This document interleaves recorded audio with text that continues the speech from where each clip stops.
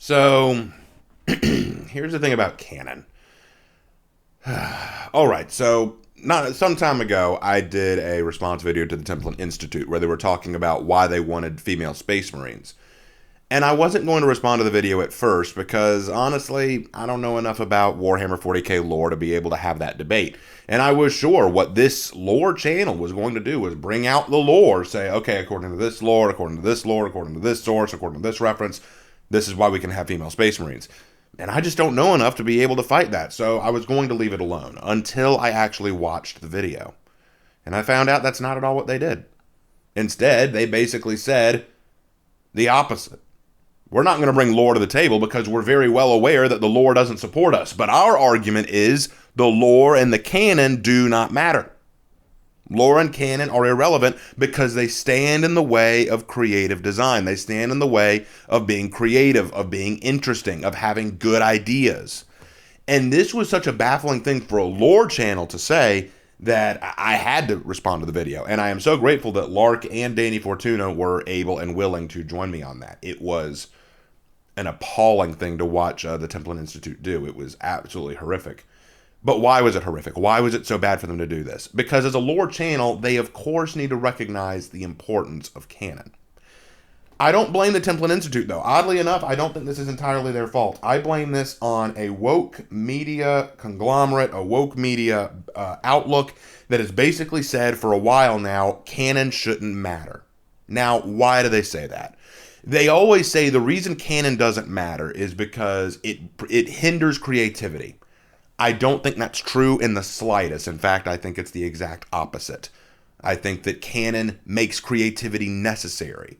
It enforces, it encourages creativity. And we'll talk about that. My goal today is to help shed some light on what lore and canon actually mean. What is it? What is canon? Why is it so important? We're going to talk about why you need it, and then we're going to talk about what happens when you get rid of it. And I'll also explore why I think the media today wants to get rid of it, why they want to supersede it.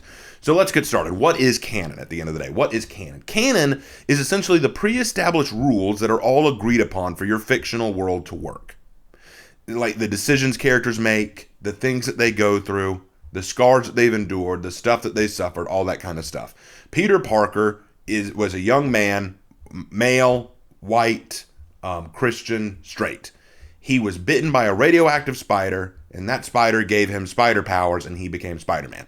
That is canon. That is the rule. Everyone knows this is Peter Parker's story. It is the generally accepted rule. Darth Vader is the Dark Lord of the Sith, who used to be Anakin Skywalker, who was once a Jedi Knight and considered the Chosen One. Now he's fallen from grace, and now it is up to his son, Luke Skywalker, to rise up and either defeat or forgive his father. And in the end, Luke forgave his father and tried to save him. Canon. Lore. This was established. These rules that exist help us build the foundation of our world so that as we move forward with the story, these rules help build the groundwork for what comes later. There's an old saying when it comes to writing. It is the idea of because of and as a result of. We don't say in writing, okay, then this happened, and then this happened, and then this happened, and then after that this happened, and then this happened. We don't do that. We say, as a result of this happening, this takes place. And because that takes place, this is the result. And because of that, this will happen. Everything builds on each other. And in order for you to build to the next step, you need that rule that was set up. Peter Parker was bitten by a radioactive spider, giving him spider powers. As a result of that, he decides to try to win a fight promoter thing so that he can get some money so that he can buy a car that he really wants to impress his girlfriend, Mary Jane. As a result of doing that fight, he realizes just how strong he is and gets a little bit too big for his head. As a result of that, though, the fight promoter says that he's not going to give him the money. As a result of that, Peter Parker lets a guy rob the fight promoter and get away with all that money, and he thinks that he won a good battle for it. But because he let that fight promoter get away, that guy ran off and carjacked his Uncle Ben and killed Uncle Ben. And as a result of Uncle Ben dying, it moved Peter Parker to realize that with great power comes great responsibility. And as a result of that lesson, Spider-Man is born. Notice how we went up the scale because of this, and then because of that, and then because of this, and then because of that. If we defy canon, If we pretend that one of those rules that came along the way, we don't like that rule, it changes everything that comes later. If we decide to say, you know what, Uncle Ben didn't die. The guy who got away, he got away. Uncle Ben was never even involved. That could impact entirely how Spider-Man came to be. So if we understand what canon is, then I think the next best question that we need to ask is, why is it important? Well, I think that's self-explanatory. When you create rules for your world, when you create a consistent set of cause and effect, a consistent chain of events that create your world, it would behoove you as a writer to stick to it. It would behoove you as a writer to say, you know what, we're going to stick to this plan. Now, I want to talk about something that people are going to point out to me, I'm sure, like retconning. What happens if you're an author of your world? Like, for example, the Avatar writers, Mike and Brian. They created Avatar: The Last Airbender, but then when they wrote The Legend of Korra, they added some retcons. For example, in Avatar: The Last Airbender, they established a rule that bloodbending could only be done by a waterbender under the light of a full moon, and they still had to use their hands to do it, and it was a secret, really scary power. But then in The Legend of Korra, they've made it a genetic trait. They've made bloodbending something that can be done by a genetic trait. And not only that, but these genetic trait users, this family, can bloodbend massive amounts of people at the same time without any bodily motion, which goes against the idea of bending, where you had to use some kind of movement to make it happen. And you don't need the full moon either. You can do it at any time of day, at any point in time you want. And that was an enormous retcon. And I was not the only one who pointed out that this was inconsistent. I pointed out that this was a major problem because of this. I mean, people point out, why is it a problem, Raven? Why do you think that that's such a big deal? I'll tell you why. Because now it makes me less likely to believe or buy into what's being seen. The common defense that I've heard is it makes a more intimidating group of villains. Amon is now more intimidating because of this ability. Maybe he is, but now I don't know where the boundaries are set on what is possible. If that is possible, why don't we have a second Avatar who's the evil Avatar with a big mustache? You know, like, why don't we have an evil Avatar? No, there's only supposed to be one. Okay, but bloodbending was only supposed to be done under the full moon. You know, like, when you start breaking one rule, you open the door for other rules to be broken. And once you start breaking rules, eventually the web breaks. The way I look at it is this. When a spider builds a web, it's an intricate set of threads and designs, right? If one thread snaps, okay, fine. You could probably fix that. It's a little wonky now, but it's okay. Another thread snaps. Now the web's foundation's a bit off. Not sure it's going to be very good at catching prey. The spider may have some trouble climbing around on it. Another thread breaks. Now the spider's scared to get on the web. Nothing's going to get caught in this thing. Fourth thread snaps. This web is ruined. This web cannot be salvaged. The spider just needs to pack up and go and build a new web. And therein lies the problem.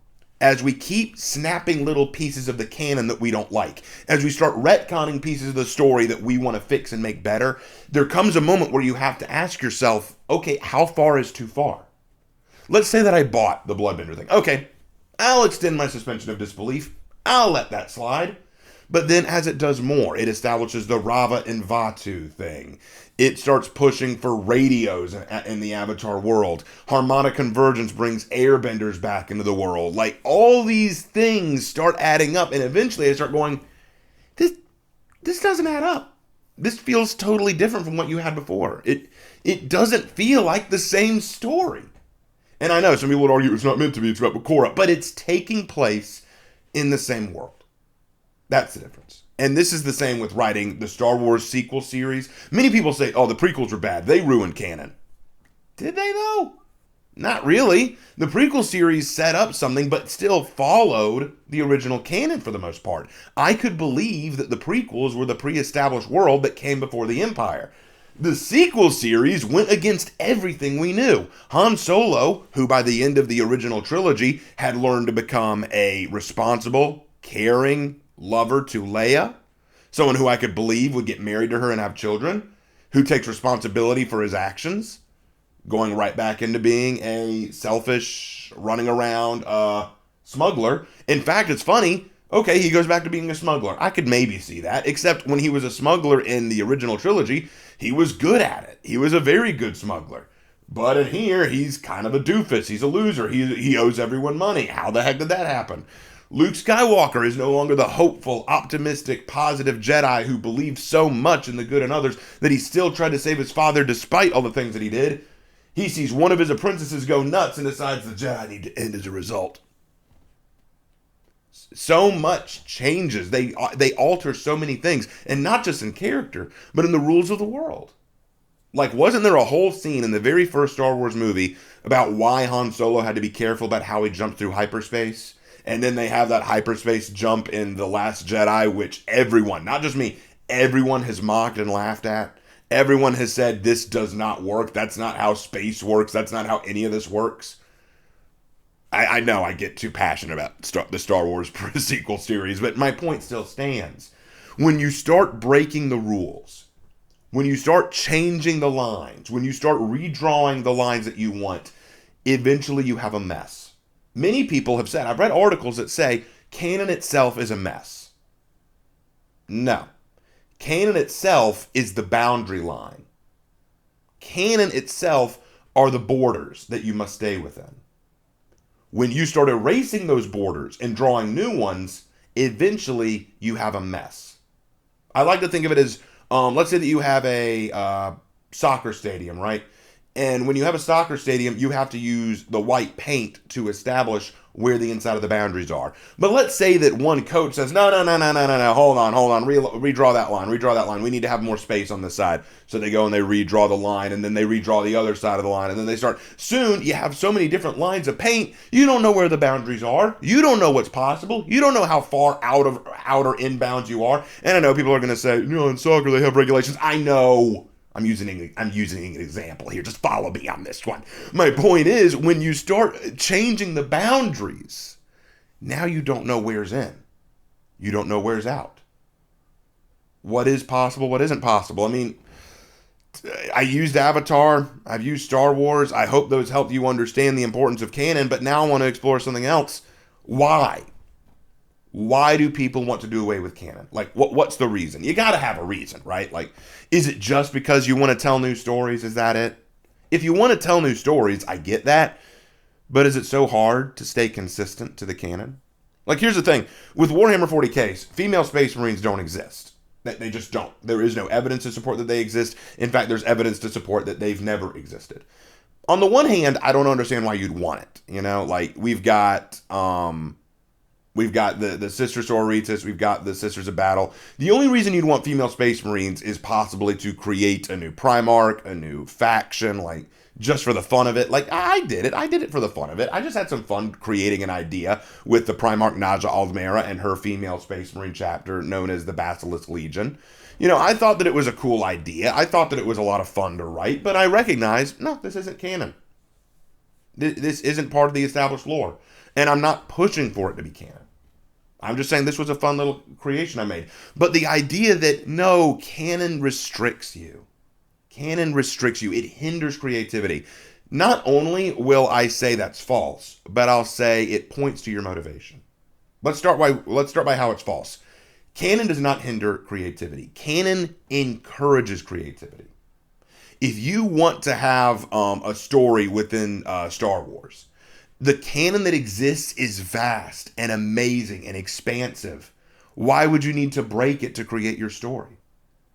In fact, because canon exists, it means that there are rules you have to follow, and by circumnavigating those rules, you prove not only that you're a creative writer, but also that you cared enough about the world you're writing in to keep to its consistent rules. You show that you love the source material, and you show that you were smart and creative enough and knowledgeable enough to work within the rules of that world.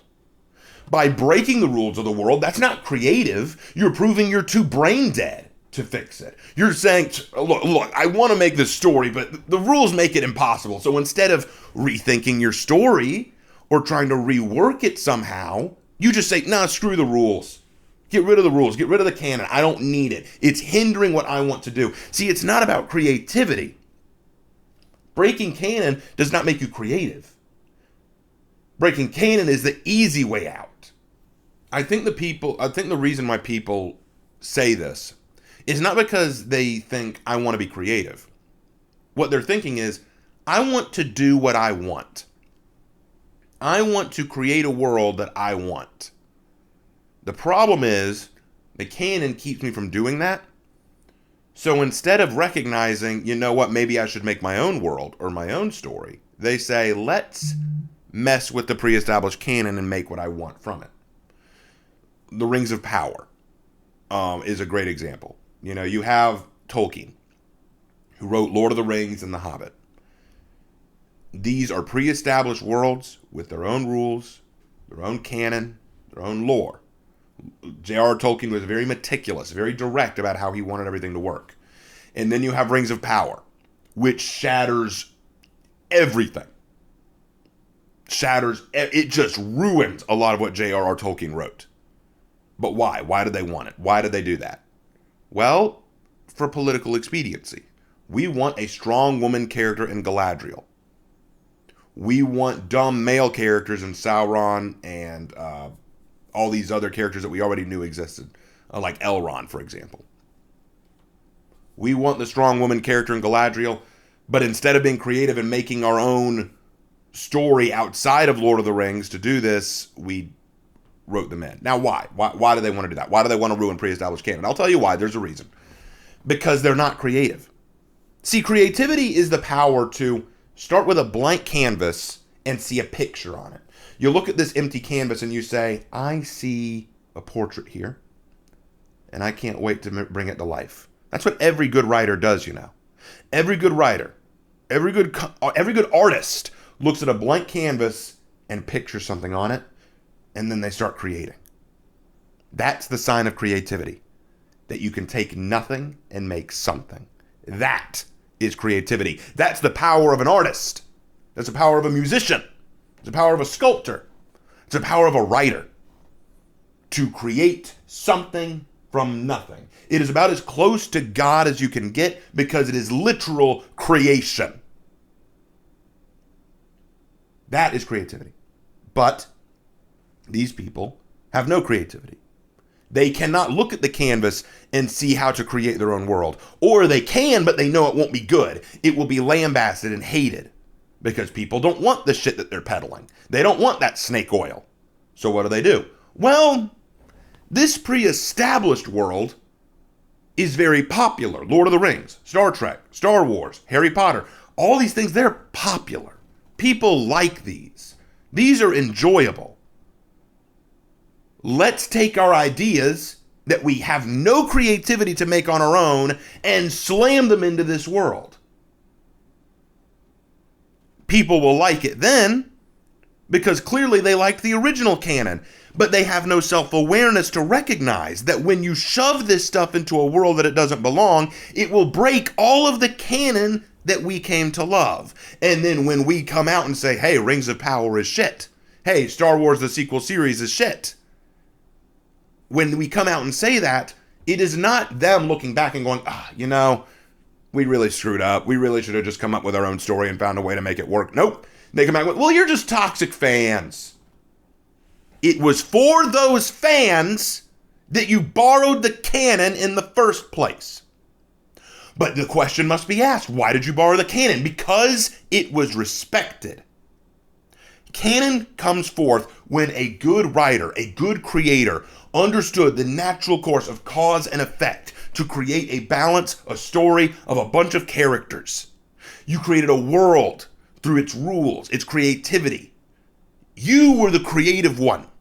You were the one who created this world. And now here come these people saying, great story, bro. You got a lot of great fans for that. Excuse me, while we ruin it. Why? Because it's just not giving us the creative power to do what we want. We want to add what we want to see. Strong woman characters, diversity in a world that did not have this racial issue in the first place. Social politics being injected into everything. Homosexual and trans characters in a world that wouldn't even understand those concepts. It is a travesty to behold. So I want to make this clear before I wrap up because I know I've been ranting at this point. Why does canon exist? Because it is the power to create new things through canon. Canon is the rules and the building blocks that build your story. They are the rules that help hold up the foundation of your creation. And what these people want to do, like the Templin Institute and others like them, they don't like it because the canon prevents them from seeing the world that they want. They look at Space Marines and say, they're the cool characters in Warhammer and there are no women? Well, that's sexist. We need to rewrite it. The canon says clearly otherwise. Then the canon is stupid. It proves that these people don't actually understand what Space Marines are. Do you really want women to go through what the Space Marines go through? In fact, okay, by that logic, you want female Space Marines? Fine. Can we have males in the Sisters of Battle? Can we have Brothers of Battle then? Would you be okay with that? No, that's not even my point. Do you know what Space Marine training and augmentation is all about? Do you know the kind of suffering and struggle that it is to become a Space Marine? My goodness, you actually don't really understand how Space Marines work. And the funny thing is, if you really did turn a woman into a Space Marine, you realize it would mutate them into something beyond human, and they probably wouldn't have the female figure or frame that you would want them to, right? Like, if we're looking at this realistically, it would not work. But then again, you'd rewrite canon to make it fit what you want. No. When a woman goes through the Space Marine training and augmentation, they not only keep their figure, they grow just as tall as a male, can actually be stronger than a male most of the time, and actually are far better at everything than the men. And I'm not saying that actually write that. I know that's a hyperbole, but you get my point. If you're willing to bend canon to allow them in the first place, how much further are you willing to bend it? In the Marvel Cinematic Universe, the more characters they've added, the harder it has been to stick to canon because they keep pushing the boundaries, pushing the limitations. Like, for example, I'll give you a great example. Captain Marvel existing in this canon is a problem. Nick Fury met her before the events of the Avengers. And he had a pager to be able to contact her. Why did he not call her when the first attack that Loki orchestrated happened? Why didn't he call her to come in and deal with the first Avengers movie? Given her planet-busting powers from Dragon Ball Z, her ability to destroy an entire alien fleet single-handedly while woohooing about it, why didn't he call her? Now you might say, well, they didn't write the movie at the time. But she's canon. It is canonical now that she exists. See, here's the problem. The more you push, the more you add, canon becomes trickier and trickier, but a truly creative writer can manage it. They know to show restraint. They know to say, all right, this might not be the best to push. I may want to see it, but it might not be the best thing to push right now. Or I think I have leeway to push this as long as I keep things consistent. And will you have to retcon every now and then? Maybe. Yeah, that might have to happen. Sometimes you realize, what I wrote doesn't really work. I'll have to change a few things.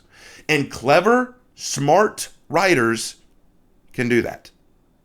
Clever, intelligent writers can do that. For example, in Star Wars, we had the rule of two that was established. There's always two Sith, no more, no less. But in the extended universe, it was established there was a reason for the rule of two. They changed it. There was a whole Sith empire. What happened to them? Well, because the Sith constantly were infighting all the time and turning on each other and killing each other en masse, eventually a Sith lord named Darth Bane said, no, this isn't working. We keep destroying ourselves and ruining any chance we have of succeeding by always infighting, so we're going to change it. Kill off all the Sith except for two, a master and apprentice, and this establishes the rule of two. It's a slight retcon, but it is still working within the established lore to help create a canonical explanation for why the retcon exists. Smart writers can fix problems of inconsistency, and they can make sure that canon is still respected, or at least acknowledged, in the process. Dumb writers, uncreative people, will look at canon and say, no, this doesn't let me do what I want, so screw it. And then when people come out and say, we don't like this product, you're just the toxic fan. But the truth is, the people who write this stuff weren't really fans in the first place either. For true fans of Tolkien's work, Lucas's work, Avatar: The Last Airbender, Marvel Cinematic Universe, any of these things, true fans of these would love them so much they wouldn't want to see the canon disrespected. They wouldn't want to see this stuff ruined. Now, if you want to write your own personal fan fiction and not see it published, that's fine. Do what you want then. I don't care. That's the realm of fan fiction we're talking about anyway. But when you push for the canon, when you start arguing, we need female Space Marines in the canon. When you start arguing, we need a strong woman Galadriel. When you start pushing, we need Rava and Vatu in Avatar. When you start doing that, when you start saying this needs to be done in canon, I look at it and I say, this is so uncreative. It shows you don't care about the product. You don't care about the creation you're making. What do you care about? Only what you want to see. You don't care about what the audience wants to see. You don't care about the creator's original vision. You only care about seeing your political narrative being displayed. I think the best example of this is in stuff like Velma and She-Hulk. In both cases, the main characters of She-Hulk and Velma were self-insert characters. The creators did not care about the original source material. They did not care about the original Scooby-Doo or the original She-Hulk. They said, look, I just want to be a big green superhero. So I'm going to tell it like it's me. It's a self-insert thing. It's a 30-something-year-old white woman, who wants to be successful but is struggling with something that she can't control that a man put on her. And then with Velma, I don't even want to watch it. I have no desire to. But then these people have the nerve to act surprised when people don't like it. Because when you destroy canon, you destroy the art. I ranted a while and I apologize. I don't script these videos. I'm talking from the heart a lot of the times. At most, I maybe make bullet points, that I want to cover. My point is this. The reader is free to have their own headcanon. They're totally fine with that. For example, I've been going on about Afira lately. I am of the opinion that she is based on the Mamluks, these slave warriors of the Muslim Empire. Now, in the lore of For Honor, they say that they're warrior scholars. I think that's silly, and I think it makes way more sense for them to be slave warriors because it would not only connect with who they are historically, but it would make a couple other things add up in the universe. But at the same time, that's my headcanon. I am not forcing Ubisoft to change things for my whim. I'm not telling them to edit things for what I want. I'm just saying this is what I think would make more sense. But at the same time, notice how when I said that, I didn't say, no, we need it to be this way. I said, I think it would make sense if it was this way. I care about your canon, For Honor. I care about what you've pre-established. And I think if you do it this way, it would still fit within the canon. At least I care enough about the canon to even say that. But I can't say that about people who created the Star Wars sequels or She-Hulk or Velma or the Rings of Power or any of that stuff. I can't say that about the people who in the Temple Institute who push for female space marines. Because to them, it's not about the world of Warhammer. They even said themselves, you can't trust the lore of Warhammer. You can't trust the lore of 40K. It's all inconsistent. It's all wrong. Okay? Then I hope you'll also push for orcs being in the Imperium of Man. A whole Imperial Guard of orcs. I hope you'll push for a 5th Chaos God who is actually really nice and gives out cookies and wants to support the Eldar and doesn't like Slaanesh, thinks that she's a bad girl. I hope you'll establish that the Emperor was actually an Empress the whole time. We were all just lied to. She was actually a woman the whole time. And if you have the nerve to tell me that wouldn't work, I'd say, well, then why the heck are you pushing for female space marines? It goes back to what I said. Canon matters because it is a representation of the building blocks of what make your world, the cause and effect that create the rules by which set the groundwork for what you're making. When you break it, when you decide it doesn't matter, when you start removing these building blocks to insert what you want, don't be surprised when it all either crumbles out from under you or people look at it and say, this is objectively terrible. That's all I really had to say about this topic. I hope that this was enlightening, despite me ranting about it for a while. But I really wanted to dive into this and explain my thoughts on canon. I hope you guys have a great rest of your day. And until next time, I will see you in my next video. Take care.